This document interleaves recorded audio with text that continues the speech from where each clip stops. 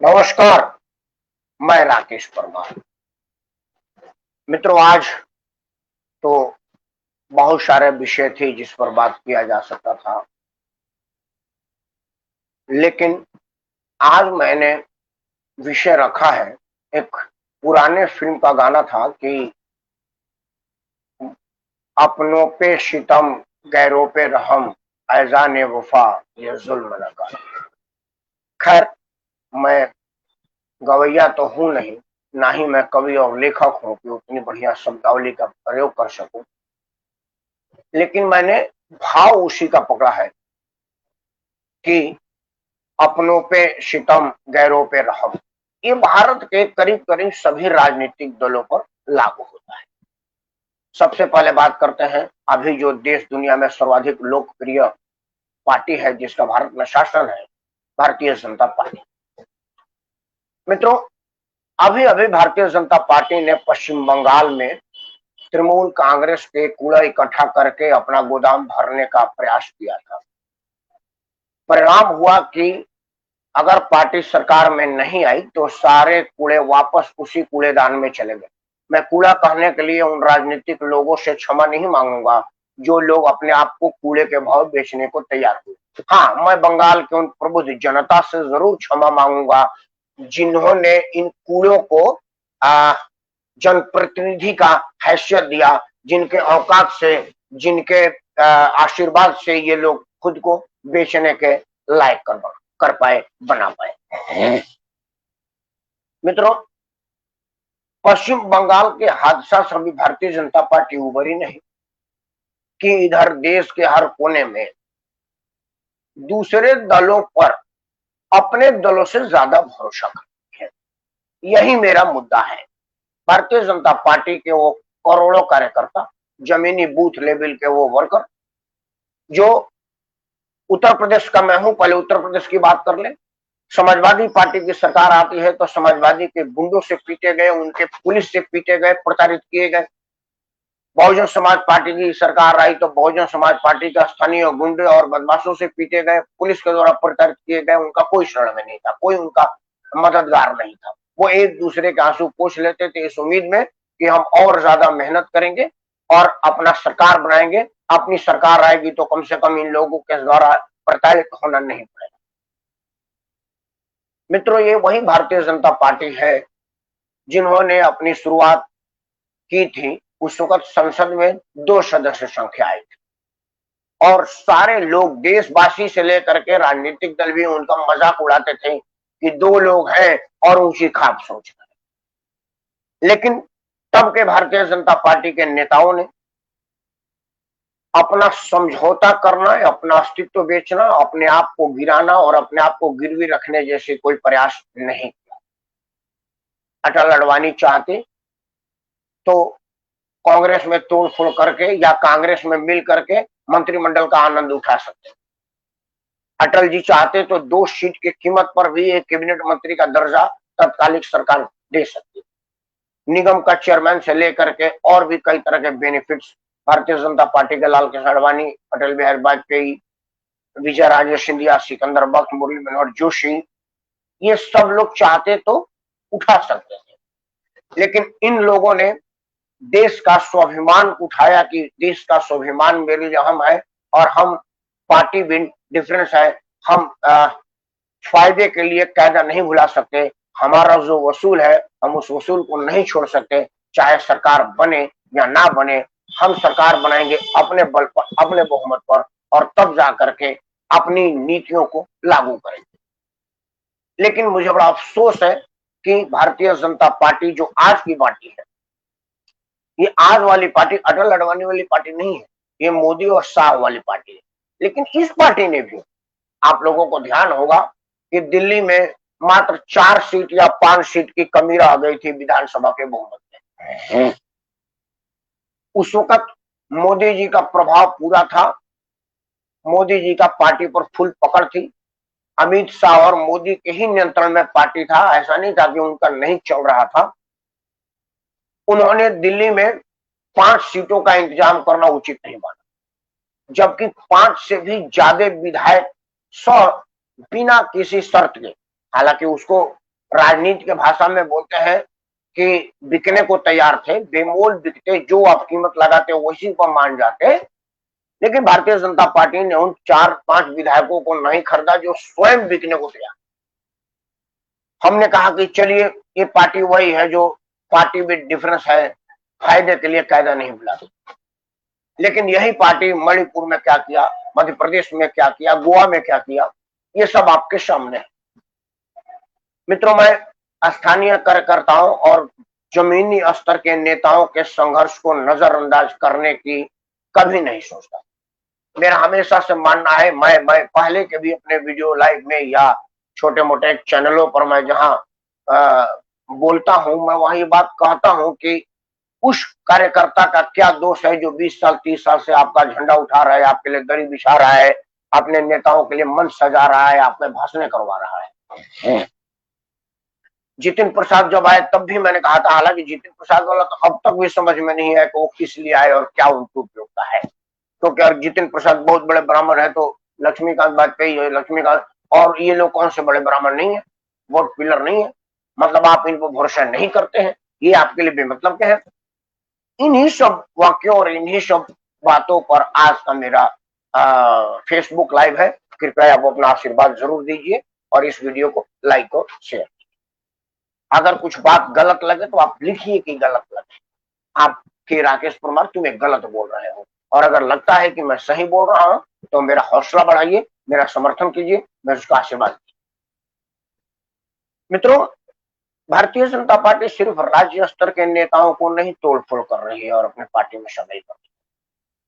बड़ी हंसी की बात है कि मेरे बलिया जिला के स्थानीय ब्लॉक स्तर के नेता को अपने यहां शामिल करके पंचायत चुनाव और पंचायत का चेयरमैनी जैसे पद का उम्मीदवार घोषित कर रही है। मतलब ये बिल्कुल स्थानीय स्तर पर भी क्या कार्यकर्ता मजबूत नहीं है।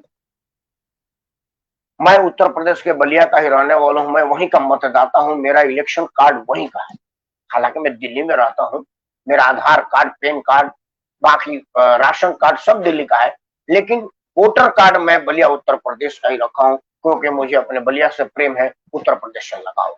इसीलिए मैं वोट ट्रांसफर अपना दिल्ली में नहीं करवाया।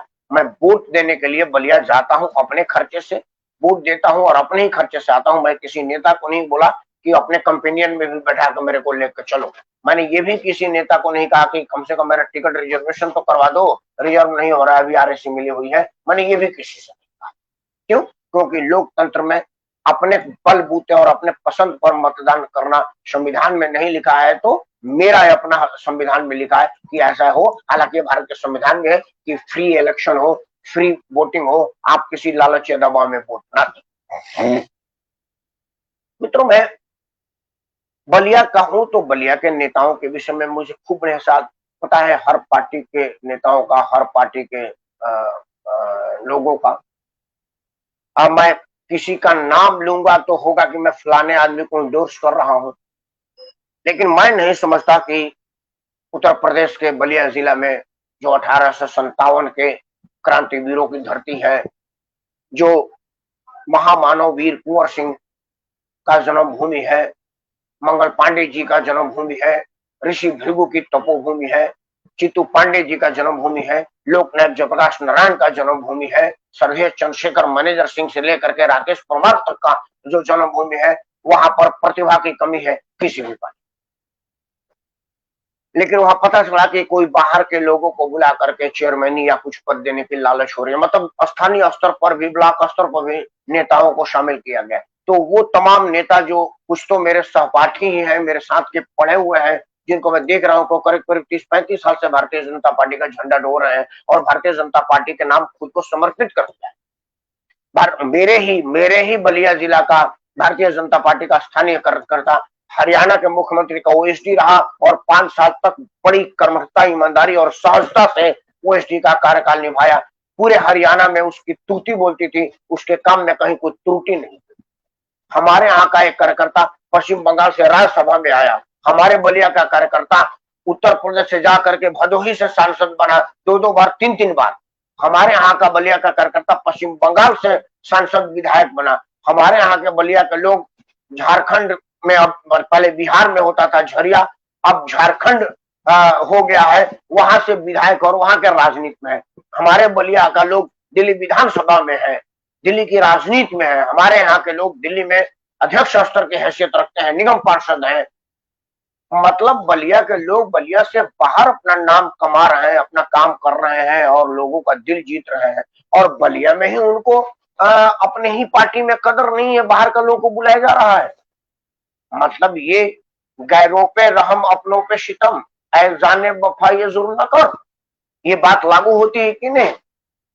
आपको पश्चिम बंगाल में हुए भगदड़ पर भी अभी तक होश में नहीं आए, और होश में आए तो क्या आए जब सब कुछ लुटा बैठे वाली कहानी आप चरितार्थ हो, इसके पहले आपको होश में आ जाना चाहिए।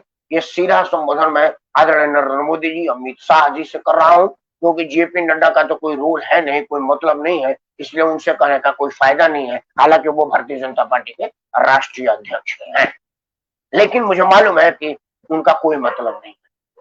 ये वही जेपी नड्डा है जो अध्यक्ष की हैसियत से मंच पर चढ़ रहे थे, अमित शाह ने बाह खींच के पीछे कर दिया, बोला फोटो में सिर्फ शाह और मोदी आवे, तू पीछे रह। ये वही अब जेपी नड्डा है। मेरा ये अपना कहने का मतलब है, मैं ये कहना चाह रहा हूं कि अगर आप चाहते हैं स्थानीय स्तर पर नेताओं का सम्मान हो, तो सबसे पहले आप सम्मान करें। आप खुद विश्वास नहीं करेंगे तो मैं क्यों उनको वोट दूंगा? मैं क्यों आपके नेता पर विश्वास करूंगा जिसके खुद के नेता उस पर भरोसा नहीं कर रहे हैं? तो मैं समझ रहा हूं कि भारतीय जनता पार्टी के दूरगामी राजनीति के लिए अशुभ हो रहा है, पार्टी को दूरगामी मजबूती प्रदान करने के लिए गलत हो रहा है, क्योंकि जिसके नींव ही कमजोर होंगे वो इमारत कितना बुलंद होगी और कितने दिन तक टिकेगी, ये कहने वाली बात है, ये समझने वाली बात है। भारतीय जनता पार्टी जितना जल्दी हो सके ये समझ ले, तभी जाकर के फायदा होगा, क्योंकि यही भारतीय जनता पार्टी है जिसका 2 सदस्य संख्या लोकसभा में था, तब भी देश में हलचल था तो इसी पार्टी का था, चर्चा था तो इसी पार्टी का था, सारे राजनीतिक दल किसी से घबराते थे तो इसी पार्टी से घबराते थे। आज आपका देश भर में कई राज्यों में शासन है, केंद्र में शासन है, आगे भी दूर दूर तक आपके मुकाबले में कोई दिख नहीं रहा है। जो आपके पास नेतृत्व है उस कैरेक्टर का नेतृत्व किसी राजनीतिक दल में नहीं दिख रहा है। फिर क्या कमी है, फिर क्या परेशानी है कि आपको दूसरे दलों पर निर्भर होना पड़ रहा है? दूसरे दल के टुच्चे टुच्चे भर के लोग आपको आंखें दिखा रहे हैं, क्यों? क्योंकि उनको मालूम है कि आप अपनों पर भरोसा नहीं कर रहे हैं, दूसरों पर भरोसा कर रहे हैं। मुझे बड़ा अफसोस है कि उत्तर प्रदेश में जहां इतनी प्रचंड बहुमत प्राप्त करके हम सरकार बनाए हैं और आदरणीय योगी आदित्यनाथ के नेतृत्व में सरकार बहुत बढ़िया काम कर रही है, तब भी क्या मजबूरी है कि आप आ, दूसरे के घरों में झांक रहे हैं कि उसका वाला ये ठीक था? हमारे भोजपुरी में कहावत है कि दूसरे के थाली में घी ज्यादा चमकता है, लगता है कि ज्यादा है, लेकिन नहीं, होता कम है, आपके आंखों का भ्रम है। आप अपने थाली में देखिए, क्योंकि आंखें नजदीक की वस्तु नहीं देखती, इसलिए आप अपने नजदीकी लोगों को नहीं देख पाते हैं। ये भौतिक विज्ञान का सिद्धांत है, दूर से ज्यादा साफ दिखती है। आप नजदीक से देखने का प्रयास करें, नजदीकी लोगों को जांचने परखने और उन पर भरोसा करने का प्रयास करें। आप 200 से दो सीट से 200 पार किए हैं, आप जमीनी स्तर पर भी पार करेंगे। सिर्फ अपनों पर भरोसा कीजिए, अपने लोगों पर भरोसा कीजिए। मुझे पूरा भरोसा है कि आपके स्थानीय कार्यकर्ता आपको निराश नहीं करेंगे। जो जिम्मेवारी देंगे, जो दायित्व देंगे, उसको निर्वहन करेंगे। लेकिन हाँ, आपको उनको पहले भरोसा करना पड़ेगा, तब जाकर के उन पर लोग भरोसा कर पाएंगे। मित्रों, ये कोई भारतीय जनता पार्टी का ही हो ऐसा नहीं है, हर राजनीतिक दल आजकल यही कर रहा है। आप सबों को पता ही चला होगा कि पंजाब के चुने हुए मुख्यमंत्री कैप्टन अमरिंदर सिंह पिछले 2 दिन से पंजाब भवन में डेरा डाले हुए थे राहुल जी, सोनिया जी और प्रियंका जी से मिलने, क्योंकि पंजाब में वो नवजोत सिंह सिद्धू के फिरकी से परेशान है। हालांकि नवजोत सिंह सिद्धू क्रिकेट में सलामी बल्लेबाज होते थे, ऊंची ऊंची छक्का मारना और तेज स्ट्राइक से बैटिंग करना उनका काम था। बहुत अच्छे फील्डर थे, दुबले पतले लंबे कद के खिलाड़ी थे, स्लिप में बहुत ज्यादा फील्डिंग करते थे, क्योंकि तेज आधी गेंदों को तेज नजरों से लपकना उनका क्रिकेटर या फील्डर के होने के नाते करेक्टर था, आज भी वो छोड़े नहीं है। लेकिन जो फिरकी और बाउंसर फेंकने का उनको क्रिकेट के मैदान में मौका नहीं मिला, वो राजनीति में तमाम बाउंसरों का प्रयोग कर रहे हैं, तमाम गुगली डाल रहे हैं, ऐसी गुगली डाल रहे हैं जिससे कैप्टन अमरिंदर परेशान है। कैप्टन अमरिंदर नवजोत सिंह सिद्धू के गुगली से इतने दुखी हैं कि उन्होंने दिल्ली दरबार में अपना हाजिरी लगाना चाहा, एक बार आके मिल के गए, दोबारा 2 दिन से यहाँ ठहरे थे, लेकिन ना तो सोनिया गांधी को समय था, ना प्रियंका गांधी को समय था, ना राहुल गांधी के पास समय था कि एक राज्य, संप्रभुत्व राज्य पंजाब के चुने हुए जनप्रतिनिधि आपके अपने ही पार्टी का मुख्यमंत्री से आप मिले ना, ऐसा है आपकी व्यवस्था क्या थी। प्रियंका जी जब पार्टी मुसीबत में होती है तो वो शिमला के वादियों में चली जाती, और जब पार्टी टूट के कगार पर आती है तो वो ट्वीट करती है। राहुल गांधी पता ना कौन से वादियों में भ्रमण कर रहे हैं कि मुख्यमंत्री स्तर के आदमी से मिलने का समय उनको नहीं। राहुल गांधी भी भूल गए हैं कि असम के जो अभी के मुख्यमंत्री हैं वो कांग्रेस के नेता हुआ करते थे। अगर राहुल गांधी उनसे मिल लेते, वो भी राहुल गांधी से मिलने के लिए हफ्तों महीनों यहाँ के आसाम भवन में डेरा डाले रहे और रोज सुबह उठ करके राहुल गांधी के ऑफिस में आके बैठ जाते थे कि राहुल गांधी उनसे मिल ले, लेकिन राहुल गांधी उनसे मिलना उचित नहीं माने। भारतीय जनता पार्टी को ये बात पता चला, उन्होंने भाजपा को अप्रोच किया कि अब राहुल गांधी मिल ही नहीं रहे हैं, निर्दलीय लड़ने से बढ़िया है कि आप मुझे अपना समर्थन दे दीजिए और बदले में पूरा नॉर्थ ईस्ट आप हमसे तोहफे के रूप में ले लीजिए। अमित शाह तो इस मौका के ताश में बैठे ही रहते हैं। उन्होंने तुरंत उनको ये भरोसा दिया कि आप पार्टी में मेहनत कीजिए, हमारा चुना हुआ जनप्रतिनिधि को हम वापस दिल्ली में बुला लेंगे, क्योंकि हम दिल्ली से ही सर्बानंद सोनोवाल को भेजे थे, आपको नॉर्थ ईस्ट दिया।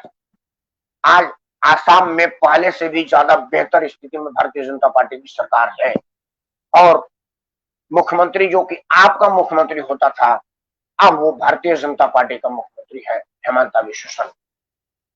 हेमंता विश्व शर्मा पर विश्व भरोसा कर रहा है, आप भरोसा नहीं किए। इस वजह से आज स्थिति ये है कि सिर्फ आसाम ही नहीं, पूरा नॉर्थ ईस्ट में कांग्रेस की स्थिति पहले से डबाडोल थी, अब करीब करीब खत्म है।